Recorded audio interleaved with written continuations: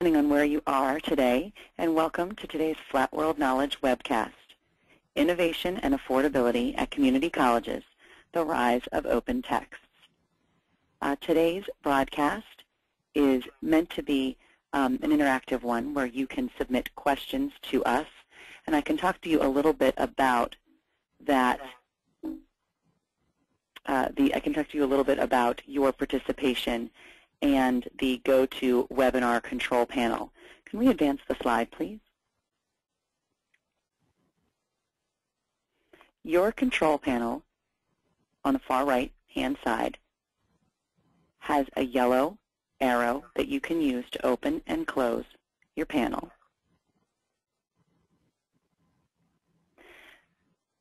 From the View menu, you can also set the control panel to not auto-hide when you're in interactive mode if you prefer to always have it open, and you can set your screen to full screen. You also have your audio panel if you would like to switch from the mic and speakers that you may be using on your computer to the telephone mode. You can do so and call in and listen into the webcast via your phone. Finally, you can see the question box. Please feel free to submit text questions to us throughout the presentation today. We'll handle all technical questions through this question box, as well as all questions about the content of our presentation. We're going to address all of those questions at the end of today's session, so please continue to submit them. We'll try to answer everybody's question, and anyone who does not have their question answered by the end of our time together, we will respond to you via email so you get an answer to any question that you submit. And then finally, we will send an email within 48 hours of this presentation with a link of a recorded version of today's session. So now let's move on to the presentation, Innovation and Affordability at Community Colleges, the Rise of Open Textbooks. Discussing today's topic today is Eric Frank, co-founder of Flat World Knowledge. Eric has a 15-year track record of success in higher education publishing. He's held positions in sales, editorial, and marketing at Thomson, now Cengage, and Prentice Hall, a division of Pearson Education. Also joining us today is Deborah Collins. Dr. Deborah Collins is chair of the Business, Management, and Entrepreneurial Studies departments at Arundel Community College. The Business Management Department serves over 4,000 students per year in more than 30 different courses. The departments also host a business hatchery and incubator, have more than 15 certificates and degrees in business management and entrepreneurial studies. Dr. Collins holds a BA, MBA, and EdS in diverse populations and a PhD in community college leadership. And finally, I'd like to introduce Bob Livingston. Bob Livingston is a former successful business executive turned educator, entrepreneur, and lecturer with 25 years experience in business, concurrent with 19 years experience in teaching business management at Cerritos College. In addition to operational expertise from unit level to district manager to VP to business owner, he's experienced in designing and implementing training, orientation, management development programs, and MIS for industry. Welcome, Eric, Deb, and Bob. And I would like to now turn the floor over to Deb, who is going to start today's presentation. Thank you, Sharon. Good afternoon, everyone. A few years ago, we were already heading down this road on looking at reducing college textbooks, and we had some folks visit us from Flat World, which sort of reframed our view of this problem. And we started looking at the cost of college textbooks as a percentage of the 3-credit course for community college students, and realized that when we frame textbooks in that light, it becomes much more significant for our community college students. We certainly know that at community colleges we serve an often very marginalized population, and we see that tuition increases, even small ones, can have negative impacts, and certainly small increases in text can be an issue. So when our students often work part-time, they're self-supporting, and so we believe that community college cost of textbooks are even more critical for the community college population than for many college and university students. Now I think Eric has some insights for us on contributing factors. Thanks, Deborah, and we'll obviously return to your experience at Arundel Community College. I wanted to try to step back and talk about how we arrived at the $200 textbook and what's going on in the textbook industry that's led to this sort of pricing and other crises before we get to the solution. And I want to step back in history a little bit, and I think about the decade of the 1980s as the feet on the street decade, where college publishers went from academic scholarly enterprises to really serious profit-making enterprises competing for competitive advantage primarily through that decade by fielding larger, more professional sales forces. This, of course, led to an increase in prices with negligible value to the end user, the student. In the 90s, we saw a wave of consolidation, and all of that advantage was negated. Everybody had about the same size sales organization. And so I think of the 90s as the decade of the nuclear arms race of supplements, where publishers were trying to one-up one another by offering more and more laser discs and other related supplements to try to get that competitive advantage. And that, of course, drives up costs of the product with negligible end use or end value to the customer, which leads us to the sort of early 2000s where I think it's clear that a significant value gap has emerged.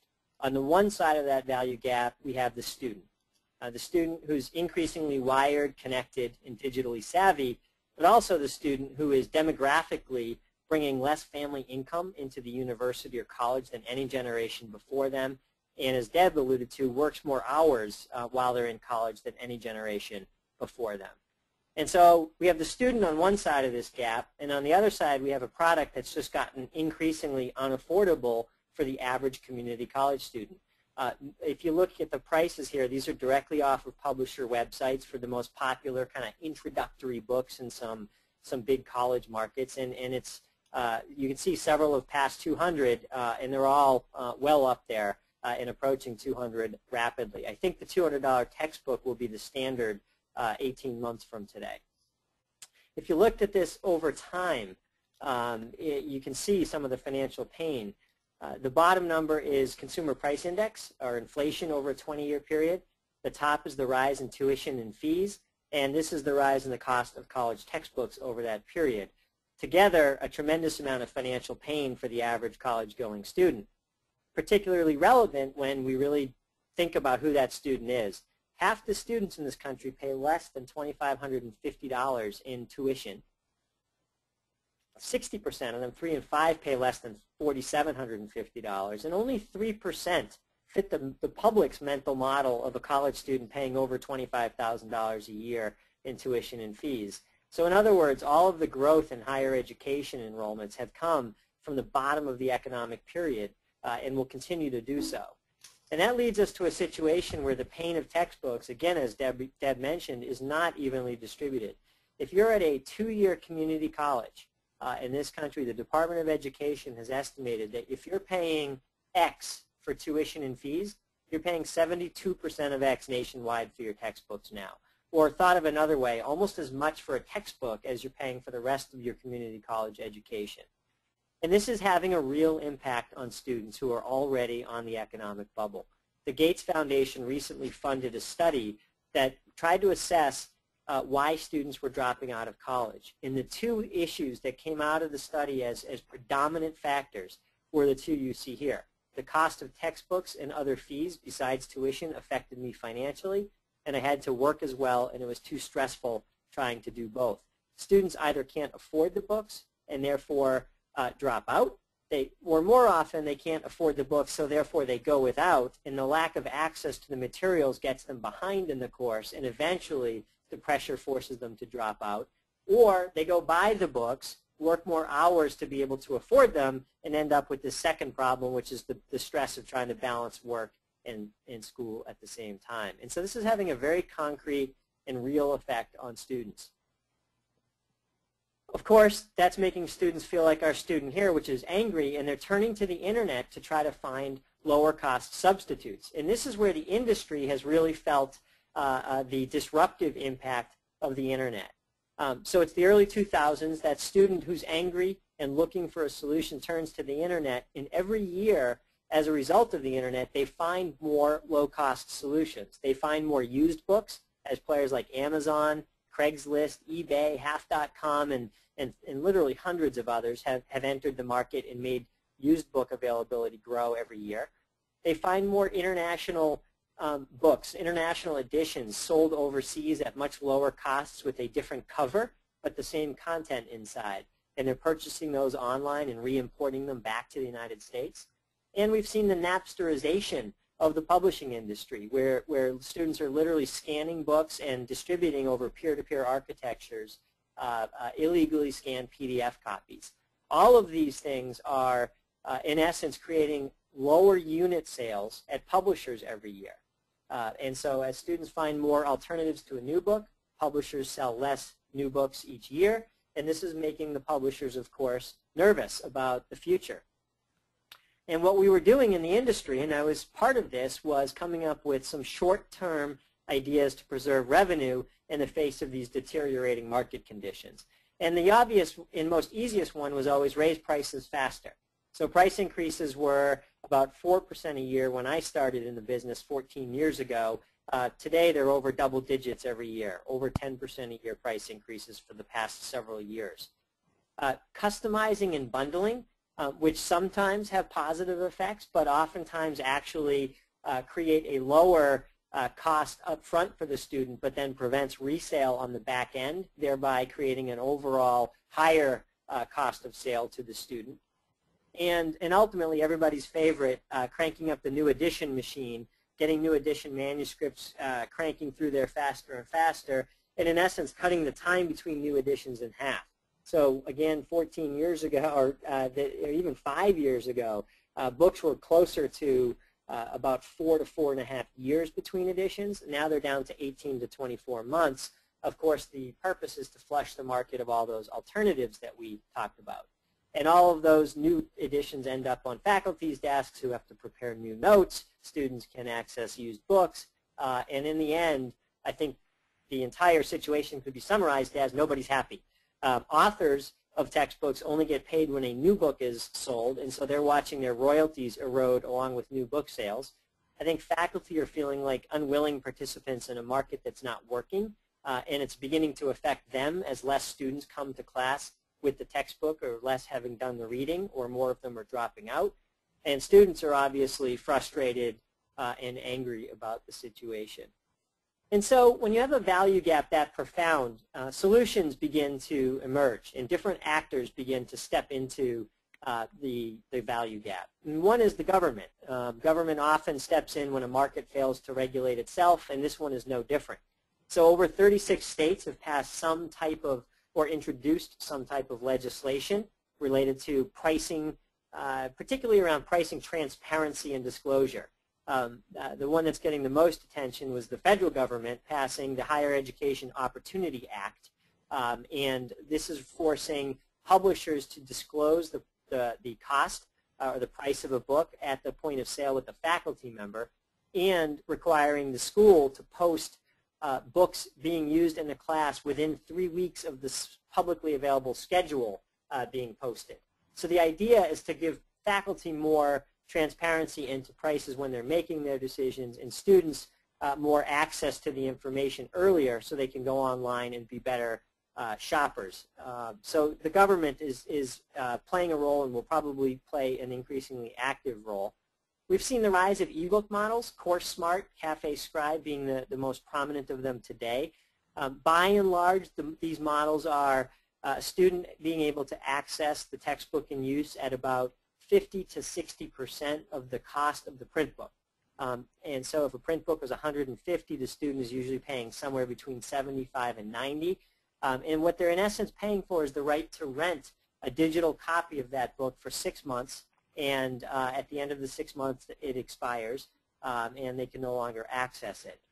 But we'll continue to see the evolution, I think, of the ebook model, particularly as it relates to e-readers.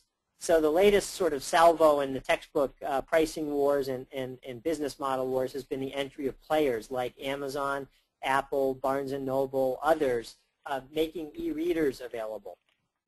It remains to be seen whether any one of these will emerge as ubiquitous, but today the price points are high and the number of titles available on them is low, and the cost of those titles tends to be such that the uptake is low at this moment. But certainly going forward, I think the e-readers are going to have a significant impact on the market.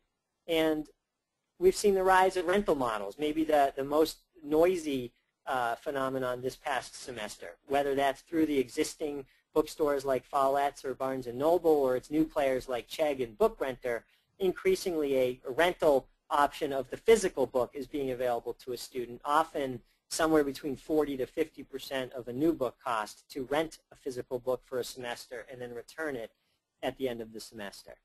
And then ultimately we see the rise of really potentially transformative new models, and in particular the one we'll spend today on is open models, whether that's through nonprofits like Connections at Rice University or Citrus Grove Project in Florida, or commercial open models like Flat World Knowledge.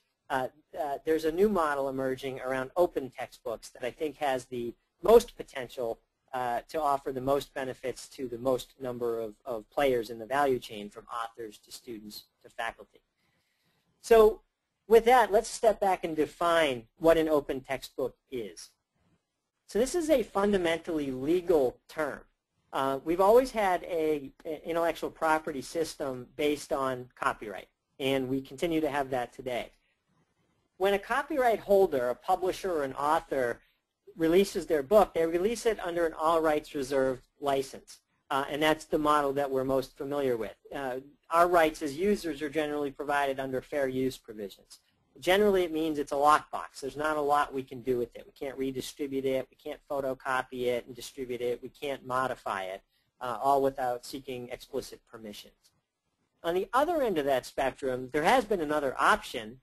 So if I were a copyright holder and I wanted to make my textbook available with more rights to the users of that textbook to be able to do more with it, the only choice I had was to give up all of my rights or to put it into the public domain, which means that no rights are reserved to the copyright holder and we all own it and anything can be done with it. And that's a pretty unattractive decision, I think, for most copyright holders. So as the Internet has become an increasingly important medium for creating content, for distributing content, for consuming content, legal scholars led by those at Harvard and Stanford said there needs to be something in the middle. We can have copyrighted works, but they should be able to be licensed to the public under a some rights reserved model, where the holder of copyright still preserves some rights, but the user of that textbook is given significantly more rights than they've had in the past. And that's really what open means, is a book that's been released under a some rights reserved license. It's still copyrighted, but more rights are available, or in other words, copyright, all rights reserved, has been loosened so that users can do more with the material. What is it that they might want to do? So I think of this as the 4 R's of openness. Openly licensed materials generally give the user, a faculty member in this case, the right to reuse it, to copy it, and to use verbatim copies, to redistribute those copies, say, for example, in their class, whether it's a physical copy or a digital copy. And then I think the most important rights are the last two, which are the right to revise and to remix. Or in other words, the right to really be able to go into a work and adapt it and improve it for one's own purposes, whether that's reorganizing the table of contents, simply deleting things you don't cover, localizing examples to be more relevant, reworking definitions to be more consistent with those that you talk about in your class, mixing openly licensed works together, an open textbook with an open simulation or an open textbook with an open case study to create something new. The point is that lots more control is transferred through the open license to the end user. Briefly, I want to talk about what's not open, just to undo any potential misperceptions. So just because something is online does not make it open. Of course, there are tremendous numbers of online resources which are still copyrighted and which are not, therefore, by definition, open. Just because something is free doesn't make it open. There's lots of all rights reserved materials that the copyright holder says, here, it's available to you for free, but it doesn't give you any additional use rights that we've just talked about. And it isn't, how something is produced doesn't make it open. we oftentimes think of open and immediately think of collaborative or peer-produced or community-produced. And really the truth is something could be produced via a community on a wiki, have 10,000 contributors, and the end result of that could be licensed under an all rights reserved license, and it's not open. And on the other end of the spectrum, something could be written by a single author and published under an open license, and it is therefore open. So I hope it's clear that open is really a question of what use rights you as the faculty member have along with this textbook that you're potentially adopting for your class, and that's the core definition. So with that, I'm going to walk through an open textbook model in a moment so that you really can get your hands around it, and then we'll turn it over to Debbie and Bob to talk about their experiences with open textbooks. So open textbooks really started with individuals making their books available. This is a linear algebra book that Rob Beaser, the author, said, I'm just going to post online under an open license. And that's where a lot of movements like this begin. And then along came sort of aggregators, places like Connections at Rice University or Merlot in the Cal State system, saying we'll provide a place where people can post their open materials and other people can find them and maybe string them together to make something of them. And so those are really aggregators or platforms. And now we've arrived at a place where I think publishers like us, like Flat World, have said there's a viable commercial model to be built with a great experience for customers around open. And so I want to walk through that model at Flat World Knowledge so that you can get your head around what's possible. So our model has these three core components. First is about acquiring great authors and building expert textbooks. And second is about making those open and free to provide value to faculty. And third is about building a sustainable income model by providing students with a lot of choices beyond a freely available textbook.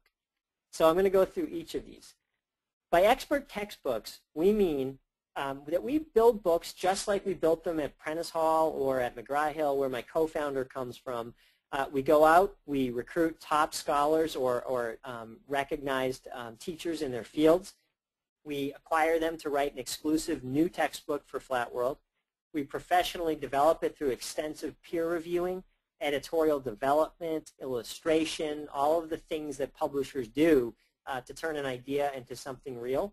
And we support it with key supplements like test item files, instructor manuals, physical desk copies, PowerPoint slides, and some of the key supplements needed to implement a new book in a class. All of that, in our view, simply gets us on the playing field by producing a book that's at least as good as the market-leading textbooks today. Where we differentiate is by making them open. So our books are published under a Creative Commons license, which transfers those legal rights, those 4 R's, to you as a faculty member. And you have the right to modify, copy, redistribute, remix, etc. And we provide not only that open license, but an open platform. All of this, of course, at no cost to the faculty member. You're just adopting the book and going in and being able to modify it if you want. You can always just use the standard book. But if you wanted to customize, it would look something like this. You'd go to our website. This is our Exploring Business book by Karen Collins, and say, hey, I'd like to customize this. And the first thing you could do is reorganize it. So you could drag and drop chapters or sections into a new order anywhere in the book. You could delete chapters or sections that you don't want to cover. You could add notes to your students. You could go into a particular section and say, I want to annotate it. And by clicking the plus signs, open up an annotation box, add a note to your students about something, save it, and that note will instantly be available to them in all formats, including print, which I'll describe momentarily.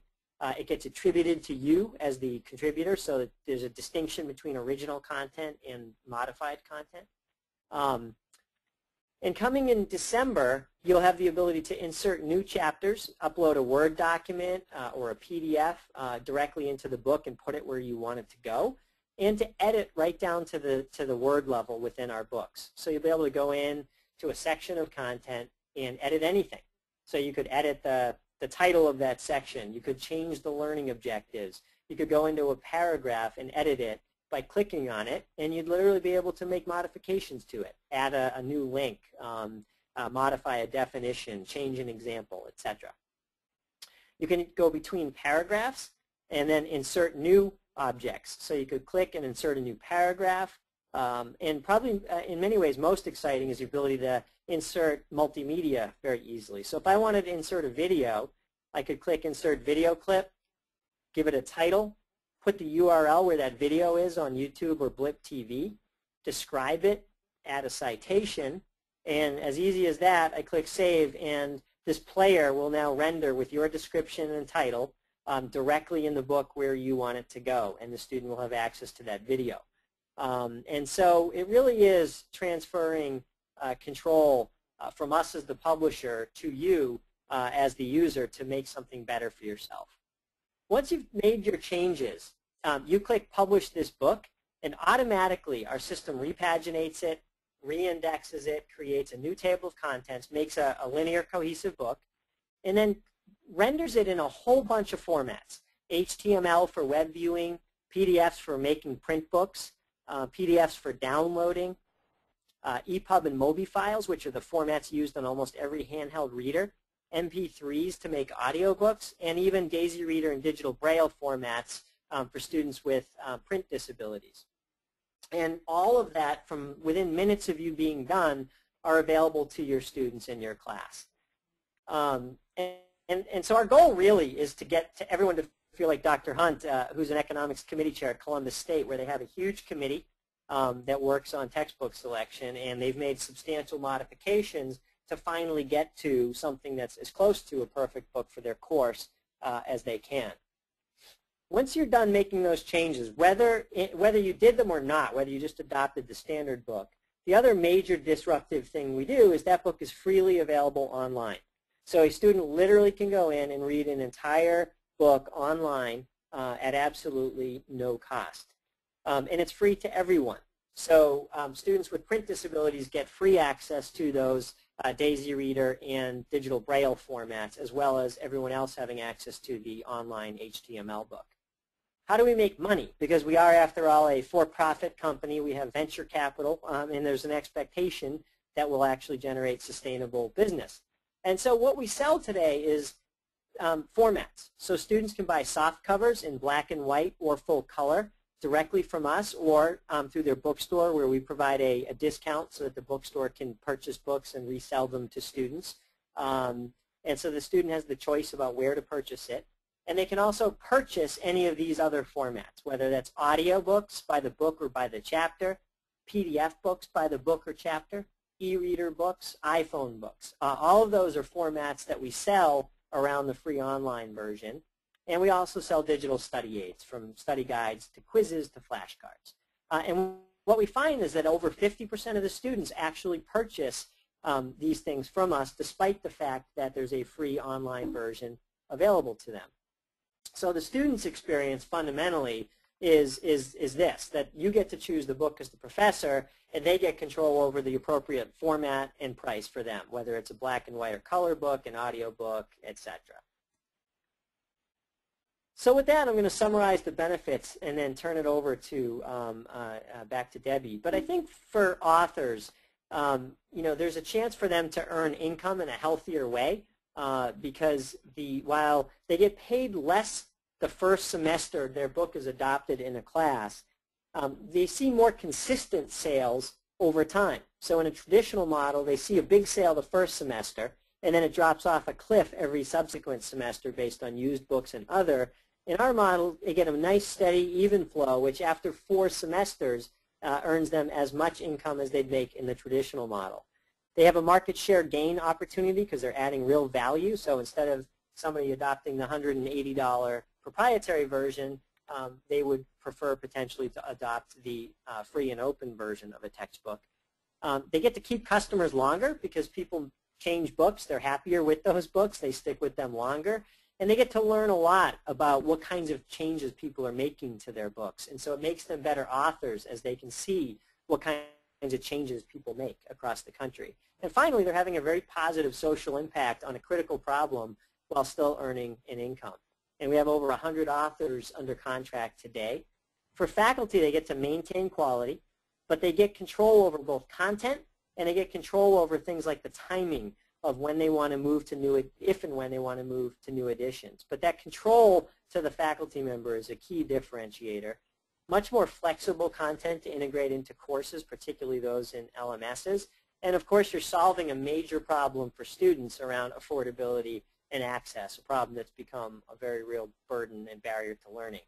And for students, we have, of course, free access to all, a range of affordable choices, immediate access, even if they register the day before a class, it's all there. More likelihood that they can match their learning style with the multitude of format choices they have. And most importantly, I think the chance to be more successful in the classroom. And so with that, I'm going to turn it back over to Debbie Collins to talk about sort of how they approach this problem at Anne Arundel Community College. And so, Debbie, the show is yours.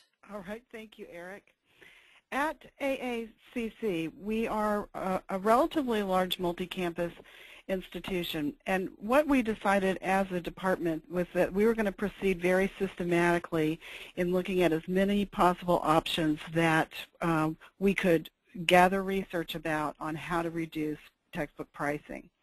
And what we went through the prices for every book, and when we looked at the list in aggregate of all of our courses, we were all, as a department, pretty much stunned. And part of what also provided the impetus for this was something Eric mentioned. In Maryland, we are one of the 36 states that has passed legislation addressing this issue. So we started with our top enrolling courses. And so those were our Intro to Business, the Management, and the Business Communications. We have since tackled almost every one of the textbooks that are used in the department, and there are only 2 remaining that are very specialized courses with small enrollments, and we haven't solved those issues. But what we have done is many of the things that Eric mentioned, the black and white versions, that we've gone with where appropriate, some of the magazine-like text, again because of the pricing.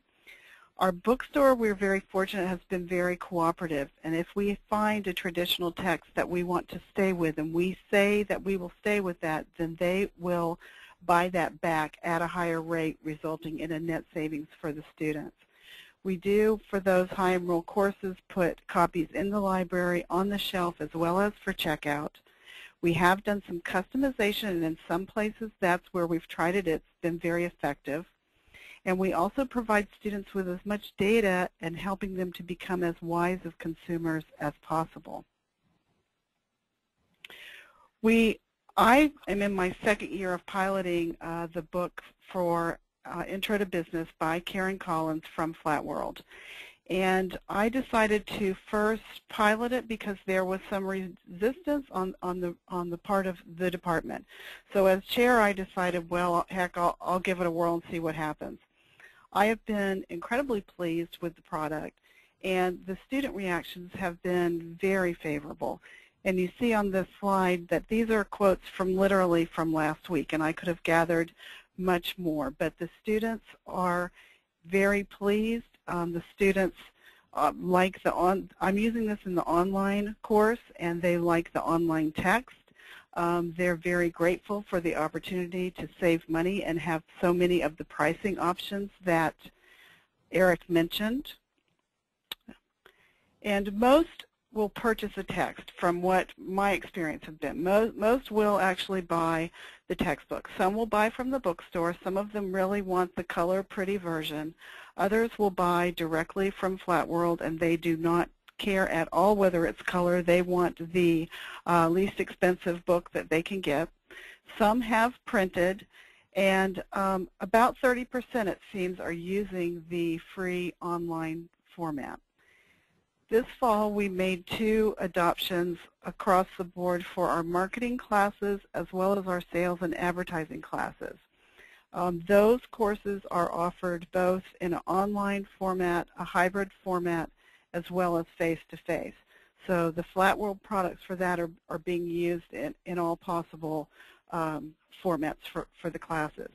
I do know that our accounting department is very interested in the Flat World accounting text. The advantages for the students are very significant, and one of the things that that Eric mentioned that I think is incredibly important from an instructional point of view is it doesn't matter what the student's budget is. If they want to buy a book and they're saving to get a book 2 or 3 weeks down the road, they can start with the course immediately. And there's no delay and there's no penalty because they have everything available online. Thanks, Debbie. And now I'll turn it over to Bob. That's great. So, Bob, take it away. Thank you, Eric and Debbie. We've been looking at open textbooks for a couple of years at Cerritos College, and what you see on the screen there is an article that was written for Community College Weekly by Dr. Linda Lacey. She's the president of Cerritos College. And my background's from business, and so the question I had when we first got into this, and I can't advance the slides, Eric. There we go. The question we had is, does it work? And so we're going to take a look at some of the numbers. But before we do that, let's take a look at what the students say about whether it works for them or not. And let me just read through these very quickly. Give us the necessary tools to succeed, and we will. Expand open source books to other classes. That was from Marlon. Everything in the business world is moving online. Textbooks should too. That was Anthony. I like open source books because of 1, cost, 2, availability, and 3, flexibility. I would highly recommend them to my friends. That was Alexandra. And I recommend and encourage other students to sign up for classes that use open source books. That was Soren. I am unemployed. This lifts a weight off my back. I don't have the means to buy overpriced textbooks. That was Adrian. And the next slide. There we go. It makes me feel like there's still hope for starving students and professors still actually care. That was Deanna. This is the most innovative, cutting-edge idea in education. It is surprising no one came up with it sooner. That was Salvador. And the last 2 say, I work all day and go to school at night. I can log into Flat World Knowledge and go over the last chapter on my lunch break. The Internet has endless possibilities. That was Pitch. And this should be done in more classes. Open books rock. That was Syra. So let's take a look at some of the numbers that we found in our study because we did took a look at pre-Flat World, and we took 2 of our entry-level classes, BA 100, which is Fundamentals of Business, and BA 107, which is Human Relations. And those are required for most of the certificates that we offer. And as you can see, the numbers say that 67.4% was the retention in 2008-2009 before going to open textbooks. And online, 56%, and traditional classes, 76%. That's a 20% gap between online and traditional. We've been doing online classes for about 10 years now, and that was one of the concerns we've always had is retention in online classes. So let's take a look at the next slide. There we go. And this is when we switched in those 2 classes to Flat World Knowledge. And in 2009, 2010, our retention increased overall from 75.2% and 73% online from the 50s and 77% traditional. Next slide. There we go. This is the recap of that. We had an overall improvement of 7.58%, and we had an improvement of 1% for traditional classes. The next one is what I would say is somewhat profound, because we had a 17% improvement in retention from 56% to 73% in our online classes. And as far as GPA goes, there was no statistically significant difference in GPA. Now, to give you an idea of what we're doing this semester, we finished our pilot study last semester in the spring, and so in the fall, this is what we're doing in the Business Administration Department. We're currently offering 66 sections of 23 classes, and 10 of the 23 classes, or 39 sections of the 66 sections, use Flat World Open Source or open textbooks as their primary or supplemental textbooks. So does it work? Next slide. Last slide. We think it does, and we think those numbers bear that out, and we're making a major commitment to open textbooks. Our school is supporting us, and our division dean is supporting us. So we're continuing to go down this road because it seems to be leading to better retention, which leads to better student success. So with that, Eric, let me turn it back over to you. Thanks, Bob. And with that, I'll bring it to a conclusion so we can open up the dialogue for some questions. I guess in the end, I would say that we really believe that knowledge is the black gold of the 21st century, that we've entered a knowledge economy. Demand for higher education worldwide is only going to continue to grow. And I think that technology in the form of the Internet and changes really in legal structures and really economics have opened up tremendous new opportunities for us to rethink how we distribute information in education. And I think the technology is enabling us to get it to more and more people more accessibly and more affordably. And so the technology is there as an enabler, but it's really old business models that predate the Internet that are really standing in the way of progress. And so I think that has been the case until now. And there are now viable alternatives beginning to accelerate. They're not ubiquitous by any means, but they're there and growing. And I think all of us basically have a responsibility. In the end, the reason that the government steps in is because the market hasn't regulated itself. And all of us have the individual market power to make a market-based decision based on value. If something is an improved value for us and our students and we change to it, that's going to have major structural impacts on this market in a positive way. And so I think the message is we all have the power to begin to make this change, but it's going to take action and actually a commitment to changing to take advantage of it and build new business models. And so with that, I will open it up to you, Kelly, to run the Q&A. Yes, thank you very much, Eric. We've had a number of questions that have been submitted already, as well as, I should say, a number of very positive comments. We appreciate them. If you would like to submit a question, I'm sorry, I've got a bit of an echo. Is it okay? You're okay. Okay. Sorry, I'll just ignore that. If you'd like to submit a question, you can go ahead and open up your pane and do so. I'm going to read off some of the questions that have come in so far. I'm actually going to start with one that was a bit of a comment, actually. And Deb, this was directed to you. It said, somebody wrote in and said, this was a brave decision to leave as department chair. I like it. Bravo. I'd like to extend that in a question to say, how have the rest of the faculty at Anne Arundel, if you have piloted this, responded? It varies by course and by faculty. Some are still somewhat afraid of technology, quite frankly. Those that are not, they have responded very positively, and increasingly I sort of consider it sort of a viral approach, and we just keep working at it and making inroads in this direction. Wonderful. Thank you. Eric, we have a number of folks here from Canada, actually, and we've been getting some questions for them. Can you talk a little bit about use of textbooks outside of the United States? And we particularly got a question, I would add, about the use of Flicks, which is in use at one of the schools that's participating in today's webcast. Sure. So two different questions that I'll address there.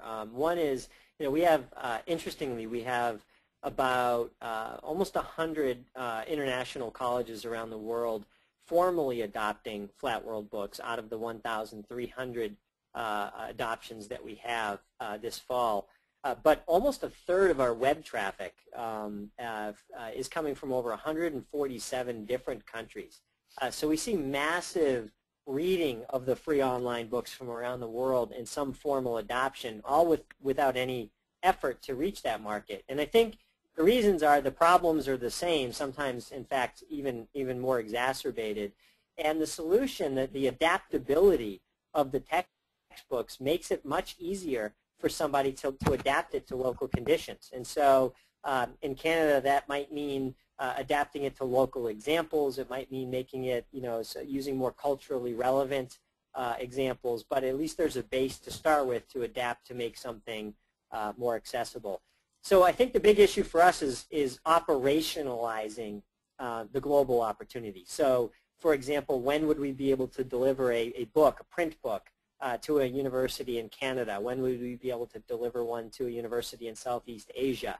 And so we're working on that in stages. And the good news for folks in Canada is we're actually, we think, quite close to now being able to open up that market for full-scale execution of the model, where we'll have a printer in Canada able to print on demand, all the commerce worked out, and it should be sort of freely working just like it's working in the United States today, and we would actually hope that that's by January of 2011. So the question about Flix was one about assessment products. So there are some courses like financial accounting or elementary algebra or economics where it's common for homework systems to be in use. And so we've where that's the case, have partnered with a provider.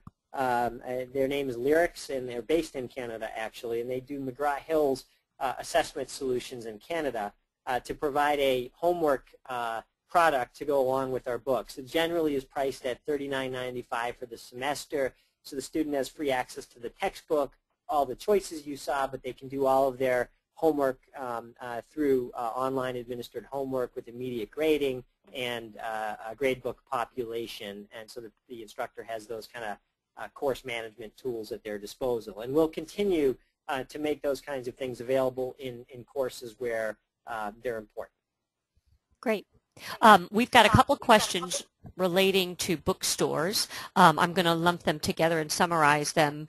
Can my bookstore sell these books, or can students only get the book through Flat World Knowledge? And for bookstores that are moving into print-on-demand technology, is that something that you can work with and partner with?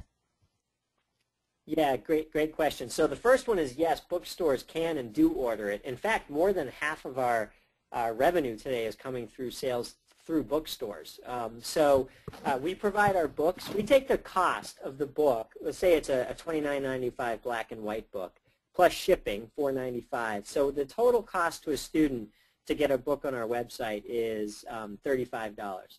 So we start with that price point, and we have a discount in place for bookstores. We take a 25% discount off of the $35 and sell it to a bookstore. So they can, in turn, get an appropriate markup and still sell the book for around the same cost as Flat World is selling it. But the benefit to the student is even greater because it's immediate. They get it immediately. They don't have to wait for shipping, and they have the customer service experience face-to-face locally. So bookstores can buy. We have agreements in place with Barnes & Noble, Follett's, and the National Association of College Stores. But any bookstore ordering from us gets the same discount policy. There is a returns policy, so they can return up to 15% of those books with no penalties. So yes, bookstores are partners with us in this process.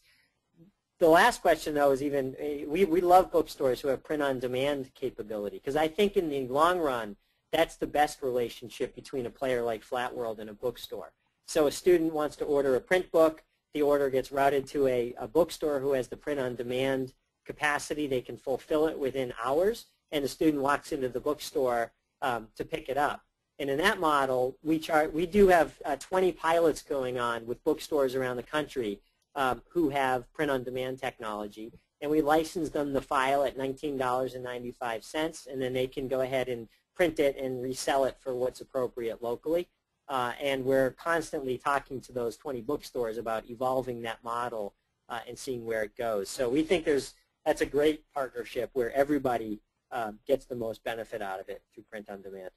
Great. Eric, I've got a question that was sent in advance. This is from somebody at a school that is facing pressure more and more for common text adoption. It used to be individual faculty could use whatever books they wanted.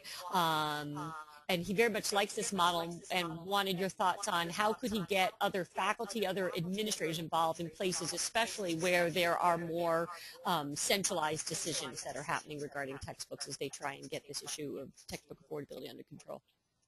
Yeah, thanks for that question, because we obviously, I think that, I think once faculty tend to hear about the model and they undo misperceptions that they might bring into the dialogue, it's not so threatening anymore. It's actually like, wow, I can just adopt a book, I get a print desk copy, I get supplements, I make it available, and the only difference is that my students get to choose sort of where they get it and which format and which price, and they can get it for free if they want.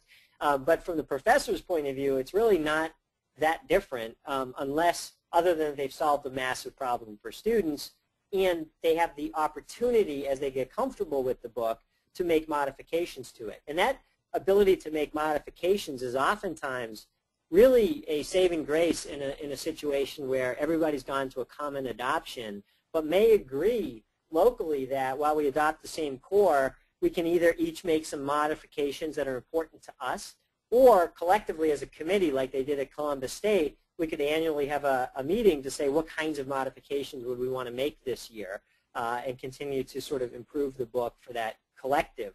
Right. So I guess the, in the end, maybe the best thing that you could do is bring us into the conversation, because I think that we can help assuage concerns and fears, and we can do that through providing a web-based presentation, participating with you locally to meet with other faculty.